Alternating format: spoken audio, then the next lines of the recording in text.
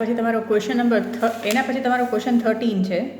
એમાં XY બે partners છે જે લોકોનો પ્રોફિટ શેરિંગ રેશિયો 2:3 છે. They admitted Z as a new partner with 1/5 શેર. ગુડવિલની વેલ્યુ 20,000 થઈ છે અને balance of goodwill appeared at 15,000 છે. એટલે જૂની ગુડવિલ 15,000 છે, નવી ગુડવિલ જે છે એ 20,000 છે. પછી Z brought 50,000 capital and 80% of his share of goodwill in cash.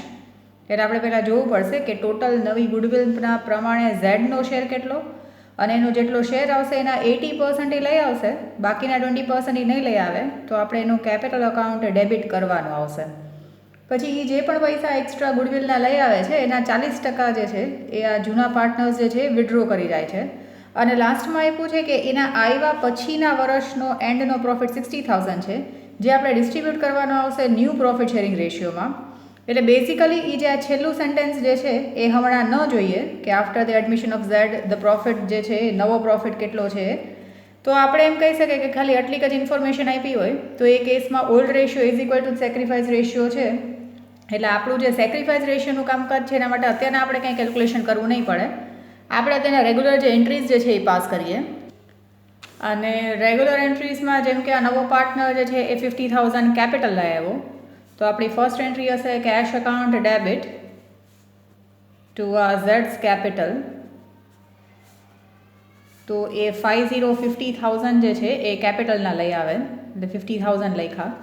પછી હવે નવી ગુડવિલ જે છે એના પોતાના શેરના 80% લઈ આવશે.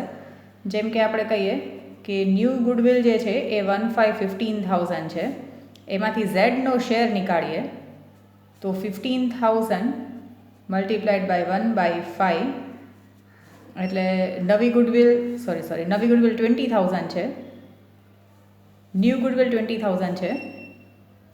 હવે ઝેડનો શેર હશે એ 20,000 ડિવાઇડેડ બાય આપણે 1/5 કરીએ સો 4,000 છે, અને એમાં પણ એ 80% લઈ આવે છે. એનો શેર 4,000 છે, 80% બ્રોટ ઇન કેશ, એટલે 3,200 એ જે લઈ આવશે એના માટે આપણે એન્ટ્રી કરાશે cache account debit two premium for goodwill. કેશમાં એ લઈ આવે છે 32,000 જે છે 3,200 જે છે ખાલી 80%, અને એને આપણે સેક્રિફાઇસિંગ રેશિયો જે આમાં ઓલ્ડ રેશિયો છે એમાં ડિસ્ટ્રીબ્યુટ કરીએ. So premium for goodwill account debit to અહીંયા એક્સ કેપિટલ અને to Y's capital in sacrifice ratio. Sacrifice ratio is equal to old ratio જશે આ કેસમાં જે છે 2:3. સો આ 3,200 ને 2/5, 3,200 ઇન્ટુ 2 ડિવાઇડેડ બાય 5, તો 1280, અને કરીને જોજો તો એ 1920 આવશે. પછી જે 800 નથી લઈ આવતો એના માટે આપણે એનું કેપિટલ અકાઉન્ટ ડેબિટ કરશું. સો ઝેડ્સ કેપિટલ અકાઉન્ટ ડેબિટ આ 800 amount which is not brought, 4,000 લઈ આવવા જોઈએ, લઈ આવે છે 3,200, તો બાકીનાથી એનું અકાઉન્ટ ડેબિટ કર્યું. ટુ એક્સ કેપિટલ અને ટુ વાયસ કેપિટલ એમાં પણ sacrifice ratio which is equal to old PSR અને ઇઝ ઇક્વલ ટુ 2:3 છે. સો આ 800 ઇન્ટુ 2 ડિવાઇડેડ બાય 5 કરીએ તો 320, અને બાકીનું તમે કરીને જોજો તો એ 480 આવશે. તો આની એન્ટ્રી પડી. અને હવે આપણે ખાલી એન્ટ્રી જોઈએ તો એમાં એક 40% એ લોકો લઈ જાય છે, એ લોકોને જેટલું પ્રીમિયમ ફોર ગુડવિલ મળે છે. સો 1280ના 40% જે છે એ લોકો કેશમાં લઈ જાય છે એવું તમને કીધું છે. તો આ 40% વિડ્રોન બાય ઓલ્ડ પાર્ટનર્સ, તો એ લોકોને મળ્યું હતું 1280. સો 1280ના 40% એટલે 512, અને બીજાને મળ્યું હતું 1920. 1920ના 40% એટલે 768. તો આ વિડ્રો કરશે x capital account debit, Y's capital account debit two cash account, એમાં 1280. ડાયજેસ્ટમાં એન્ટ્રી એ લોકોએ નથી આપી, એ લોકો આપતા ભૂલી ગયા છે. આ જે સેન્ટેન્સની એન્ટ્રી છે નવનીતની ડાયજેસ્ટમાં. અને સૌથી લાસ્ટમાં આપણે કહીએ તો આ જે જૂની ગુડવિલ જે છે એને બંધ કરવાની એન્ટ્રી આવશે. જે 15,000 છે એને આપણે બંધ કરવાના આવે. તો આ જૂના પાર્ટનર્સમાં X capital account debit, Y's capital account debit to old goodwill in old PSR. તો જૂની ગુડવિલ જે છે એ 15,000 આપી છે અને ઇન્ટુ 2/3 કરીએ એટલે આ 15,000 ઇન્ટુ 2 ડિવાઇડેડ બાય 5 કરીએ તો એ 6,000 અને 9,000 આવશે. એટલે અહીંયા સુધી આપણે બેઝિકલી જેમ કરતા હતા એમ કર્યું. બટ હવે આ સમમાં તમને કીધું છે કે જે એના એડમિશન પછીનો પ્રોફિટ છે ડિસ્ટ્રીબ્યુટ કરવાનો. તો હવે તમે ન્યૂ પ્રોફિટ શેરિંગ રેશિયોમાં આપણે ફાઇન્ડ આઉટ કરવો પડશે. જેમ કે આપણે આ રિમેઇનિંગ શેરવાળું કેલ્ક્યુલેશન કરતા હતા. ઝેડને 1/5 આપે તો 1 - 1/5 એટલે 4/5 રહે. તો એક્સ જે છે એ 4/5 ના 2/5 લઈ જશે. વાય જે છે એ 4/5 ના 3/5 લઈ જશે. તો અહીંયા 8/25, અહીંયા 12/25 અને ઝેડને 1/5 છે તો 5/5 થી મલ્ટીપ્લાય કરીએ તો 5 out of 25. So new PSR હશે 8:12:5. તો હવે જે એ લોકોનો નવો પ્રોફિટ આપ્યો છે ને after the admission of a new partner 60,000 એ આપણે ડિસ્ટ્રીબ્યુટ કરવો પડશે ન્યૂ પ્રોફિટ શેરિંગ રેશિયોમાં ઇન્ક્લુડિંગ ન્યૂ પાર્ટનર. એટલે આપણે આ profit and loss account debit જે આ જે છે એ પ્રોફિટ ડિસ્ટ્રીબ્યુશન આફ્ટર એડમિશન કહી શકાય. So profit and loss account debit જે છે 60,000. હવે ઇન્ક્લુડિંગ ન્યૂ પાર્ટનર આ X capital to Y's capital અને ટુ ઝેડ્સ capital in new profit sharing ratio. તો ન્યૂ PSR છે 8:12:5. તો તમે કરીને જોજો. આનો ટોટલ જે છે એ 25 થાય છે. તો 60,000 મલ્ટીપ્લાઇડ બાય 8 ડિવાઇડેડ બાય 25 કરીએ તો પહેલાંને મળશે 19,200. પછી આવશે 28800. એ તમે કેલ્સીમાં કરીને જોજો. આ 60,000 ઇન્ટુ 12/25 ને 5/25. તો અહીંયા સુધીનો આ સમ છે ક્વેશ્ચન 13. જેમાં ખાલી એક આ નવું એટલું છે કે નવો પ્રોફિટ શેરિંગ રેશિયો ગોતવું પડશે. જો એ લાસ્ટ સેન્ટેન્સ ના આપ્યું હોત કે profit after admission of a new partner distribute કરવાનું છે તો આપણે આમાં sacrifice ratio is equal to old ratio છે એટલે કાંઈ કરવું નહીં પડ્યું હોત. આમાં થોડું કોમ્પ્લિકેશન એટલું છે કે એનો જે શેર છે એના 80% લઈ આવે છે. નવી ગુડવિલની વેલ્યુ આપી છે એટલે પહેલાં તો આપણે નવા પાર્ટનરનો શેર ગોઈતો. પછી 4,000 આવે પણ એ લઈ આવે છે એના 80% એટલે 3,200 premium for goodwill in cash છે. એ જે લઈ આવે છે એના 40% આ લોકો પાર્ટનર્સ ઉપાડી જાય છે એટલે એ આવશે. પછી જે નથી લઈ આવતો એના માટે પાર્ટનરનું કેપિટલ અકાઉન્ટ ડેબિટ કરશું, જૂની ગુડવિલ બંધ કરશું. બાકીનું જે સમ છે એ રેગ્યુલર એઝ ઇટ ઇઝ છે. તો આ તમારા ક્વેશ્ચન 13 સુધીના સમ્સ જે છે એ ગુડવિલ બેઝડ છે.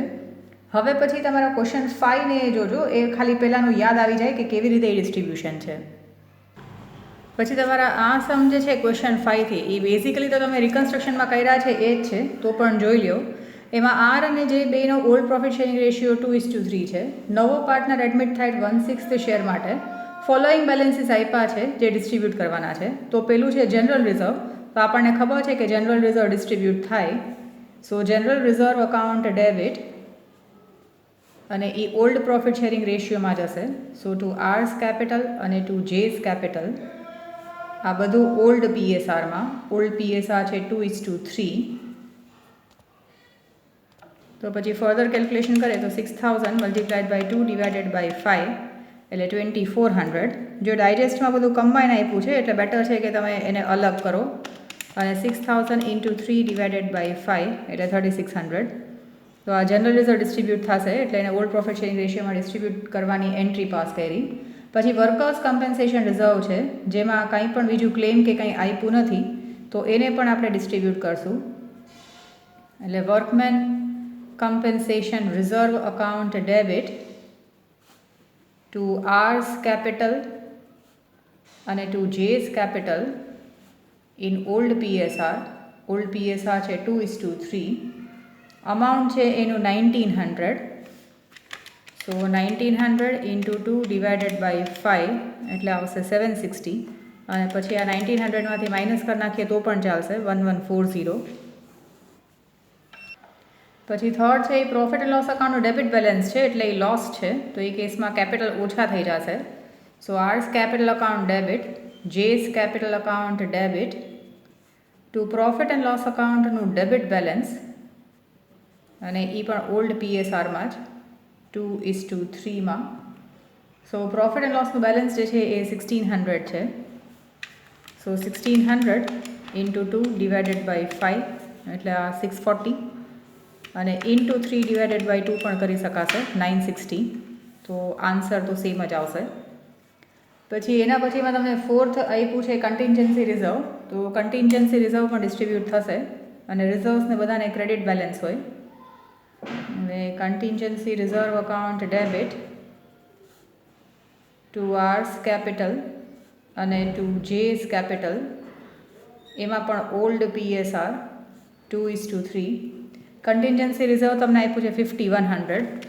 સો 5100 ઇન્ટુ 2 ડિવાઇડેડ બાય 5 એટલે આવશે 2040 અને -5100 કરી નાખો તો બાકીનું આવશે 3060. અદરવાઇઝ ચેક કરી શકો 5100 મલ્ટીપ્લાઇડ બાય 3 ડિવાઇડેડ બાય 5 તો પણ સેમ આન્સર આવતો હશે.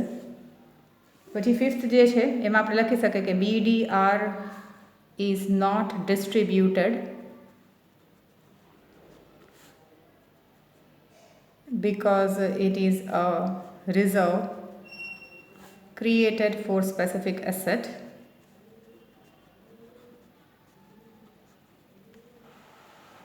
એના પછી સિક્સ્થ જે છે એ એડવર્ટાઇઝમેન્ટ કેમ્પેન એક્સપેન્ડિચર છે, પણ એ ફિક્ટિશિયસ એસેટ્સ છે એટલે પાર્ટનર્સ કેપિટલ અકાઉન્ટ ડેબિટ થઈ જશે જેમ થર્ડમાં હતું એમ.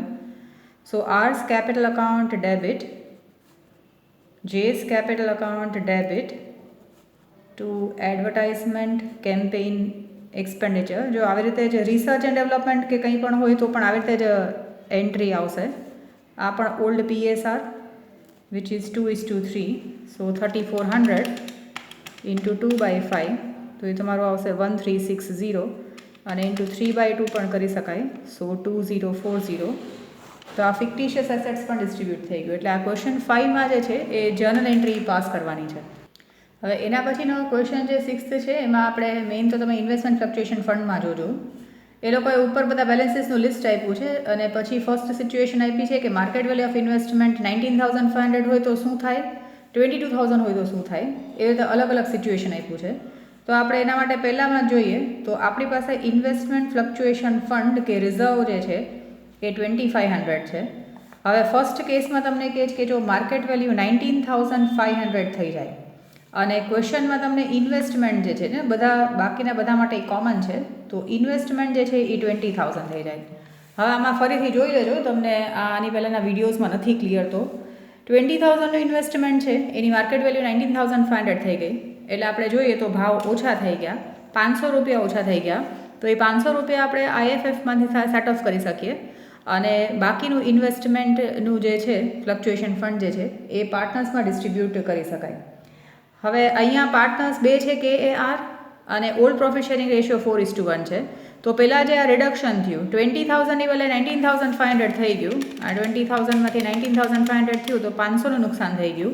તો એ ઇન્વેસ્ટમેન્ટ ફ્લક્ચ્યુએશન ફંડમાંથી આપણે સેટ ઓફ કરીએ એટલે IFF account debit two investment account જે રિડક્શન છે એ અને એનું અમાઉન્ટ આવશે અહીંયા 500 અને બાકીના ઇન્વેસ્ટમેન્ટ ફ્લક્ચ્યુએશન ફંડનું બેલેન્સ જે છે એ આપણે પાર્ટનર્સમાં ડિસ્ટ્રીબ્યુટ કરી શકાશે. સો IFF અકાઉન્ટ ડેબિટ જેમાં અમાઉન્ટ હશે 2500 માઇનસ 500 એટલે કે 2000 એ ડિસ્ટ્રીબ્યુટ કરી શકાશે KS કેપિટલ અને ટુ આર્સ કેપિટલ, એ પણ ઓલ્ડ PSRમાં.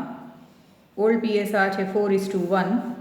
તો તમે આ IFF જે 2000 બચ્યું છે એને આપણે ડિસ્ટ્રીબ્યુટ કરીએ તો 2000 ઇન્ટુ 4 ડિવાઇડેડ બાય 5 એટલે 1600 અને 400 હશે. તો આ ફર્સ્ટ સિચ્યુએશન છે. હવે આની કદાચ તમારે ઇફેક્ટ જોવી હોય તો રિવેલ્યુએશન અકાઉન્ટમાં નહીં આવે, આ બેલેન્સ શીટમાં અને પાર્ટનર્સ કેપિટલ અકાઉન્ટમાં કેવી રીતે આવશે તો તમે ખાલી આ જોઈ લો, કારણ કે આપણે આનો વિડીયો ઓલરેડી નાખેલો છે. અહીંયા IFF તમારું ડિસ્ટ્રીબ્યુટ થઈ જશે આ 1600 અને 400 આ કેપિટલ અકાઉન્ટમાં. પછી બેલેન્સ શીટમાં હવે ઇન્વેસ્ટમેન્ટની વેલ્યુ દેખાશે 19,500 અને રિવેલ્યુએશન અકાઉન્ટમાં કંઈ નહીં આવે અને બેલેન્સ શીટમાં હવે IFF પણ અહીંયા લાયબિલિટી સાઇડમાં નહીં આવે. એટલે આની બે ઇફેક્ટ જુઓ, આ ઘટી ગયું અને આ ઇફેક્ટ આવે છે.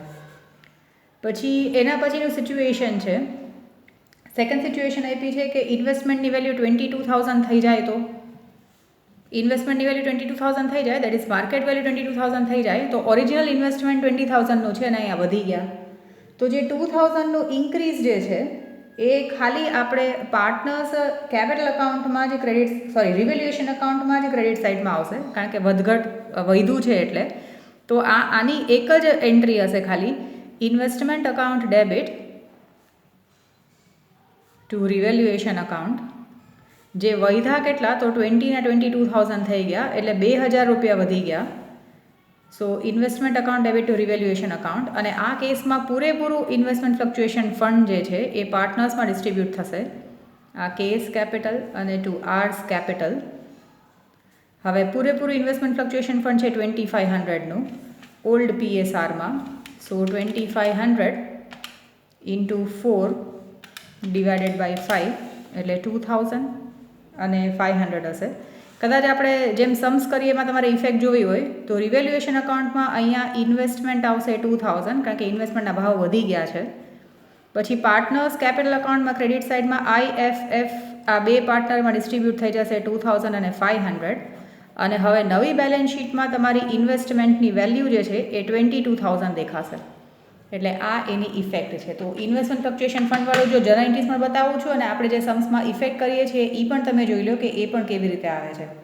તો આ ઇન્વેસ્ટમેન્ટવાળું છે એ બે સિચ્યુએશન આપી છે, એ બરાબર જોજો. અહીંયા ઓછા થઈ ગયા છે, જેટલા ઓછા થયા એ IFFમાંથી ઉડાડી બાકીનું IFF પાર્ટનર્સમાં ડિસ્ટ્રીબ્યુટ કર્યું, જેના લીધે ઇન્વેસ્ટમેન્ટની નવી વેલ્યુ લખાણી અને IFF ગાયબ જ થઈ ગયું because it is distributed among partners. But જો ઇન્વેસ્ટમેન્ટની વેલ્યુ વધી જાય તો આપણે ઇન્વેસ્ટમેન્ટ ફ્લક્ચ્યુએશન ફંડને અડવાનું જ નથી, એ પૂરેપૂરું પાર્ટનર્સમાં ડિસ્ટ્રીબ્યુટ કરી નાખવાનું છે. ઇન્વેસ્ટમેન્ટમાં જે વધારો થયો એ ફાયદો છે, એટલે રિવેલ્યુએશન અકાઉન્ટમાં ક્રેડિટ સાઇડમાં આવશે ઇન્વેસ્ટમેન્ટમાં જે વધારો છે એ. અને બેલેન્સ શીટમાં તો આમે જો અહીંયા 19,500 નવી વેલ્યુ હતી, માર્કેટ વેલ્યુ એ લખી હતી બેલેન્સ શીટમાં.